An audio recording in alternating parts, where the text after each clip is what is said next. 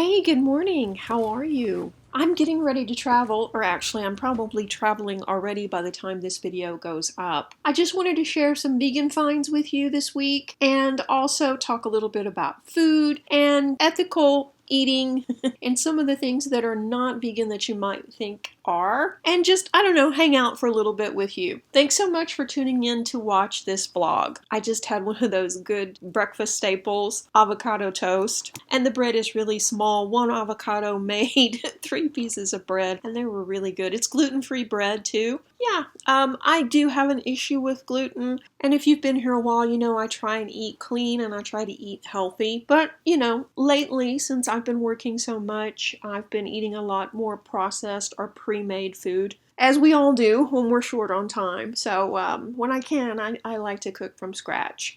And I generally follow the 80-20 rule. 80% of the time eat clean and healthy. And then the other 20%, as long as it's vegan, I'm pretty much okay with it. And I always try and buy organic, especially when I'm in the United States, because it's really important. Although having clients that work at grocery stores tell me that sometimes the stuff that's tagged organic isn't really is pretty disheartening. I don't know, have you ever heard those stories? Let me know in the comment section below if you have a story about the organic versus pesticide riddled food at the grocery store. And speaking of shopping, I go back and forth on eating mushrooms, but I know that I drink too much coffee, so I'm trying this out as a coffee replacement, but they are pricey.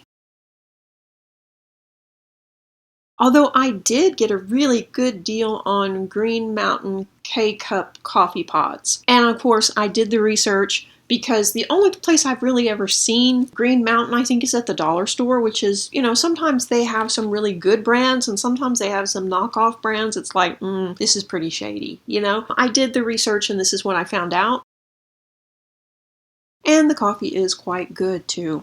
So what else is secretly not vegan? You already know that powdered sugar is not vegan, which we of course should not be eating anyway, but what else is not vegan that you would assume is?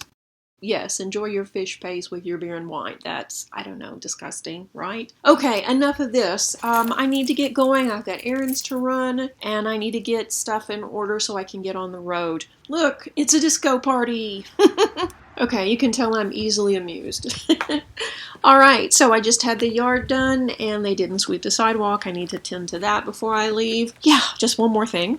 Let's go run some quick errands, and then come back and start cooking for the trip. To be quite honest, I don't show you very much of what I cook because it's not really pretty. It tastes good, and everyone who eats my food seems to love it and want more. And generally people ask me to cook for events and are always happy to come over and eat my cooking. But it's just not really pretty. And I guess I'm okay with that. So before we left, I made vegan sausage and black bean and onion tacos, and we ate those, and then I also made oatmeal vegan cookies with protein powder and vegan chocolate chips, cherries, a banana because they're oil-free, they have almond milk, and the flour is completely oat-based. They don't rise because there's no baking powder or baking soda, but they taste really good. They also have nut butter, and they make a nice snack to take along for the ride so we don't end up eating prepackaged food. Do you have something like that that you make before you go on a road trip or before you go on a long flight to take with you so you don't end up buying expensive airport trashy food? If so, let me know in the comment section below. Share with me in the community. So someone asked me the other day if I was so ecologically conscious why I'm using a crappy plastic cutting board. Well, I'm not at home. I'm staying in a rental, and this stuff is mainly part of the rental. But this is my cutting board. I travel with it because when I stay in different places and I don't want to use their cutting board because they may have, cut a lot of meat on their stuff and therefore, it's contaminated. I keep this cheap one with me because I can clean it easily. It doesn't weigh very much.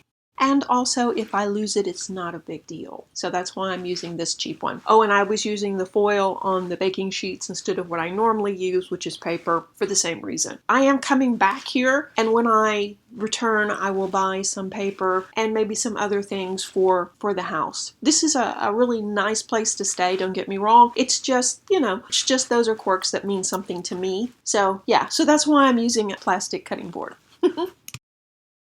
And I really can't believe how warm it is here. My phone told me last night at 10 p.m. it was 86 degrees, but it felt like 101 outside. I went outside to see, and it felt like 101, which was really crazy. For it to be so warm at night, I'm used to being up in the mountains in New Mexico where it gets, the temperature drops instantly when the sun goes down. And of course, there's humidity here too, which makes it very different. I was pumping petrol the other day and talked to a local who said it hasn't rained in months here, which is really unusual, and they think that's why it's so hot. It's normally warm anyway, don't get me wrong, but it's just really intense right now. Okay, so I think I'm going to call it done for now. Thank you so much for watching to the end, and I'll be back with another video soon. See you later!